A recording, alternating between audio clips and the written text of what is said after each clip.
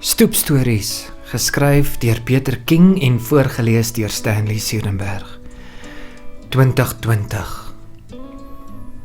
Ek loop stadig die gang af verby haar kamer toilet toe. Die kerkklok kondig 3 uur aan. Net toe roep sy my naam hard die gang af. Ek knyp my kuier kort en kan nie terug antwoord nie. Haar gehoorstuk is uit. Langs haar bed is die res van die familie.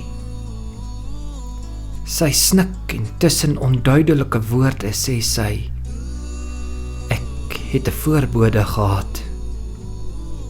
Sy snik weer en vee met die tissue haar neus af. Intussen het sy haar gehoorstuk ingesit.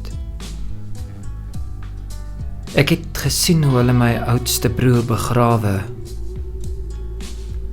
Ons kyk na mekaar. Sy vat 'n slukkie water. Sy lê terug en haar gesiggie lyk klein teen die kussings. Sy maak haar oë toe en raak rustig. Vir 'n wyle staan ons nog en wag dat die slaap haar oorval. Almal is terug kamers toe.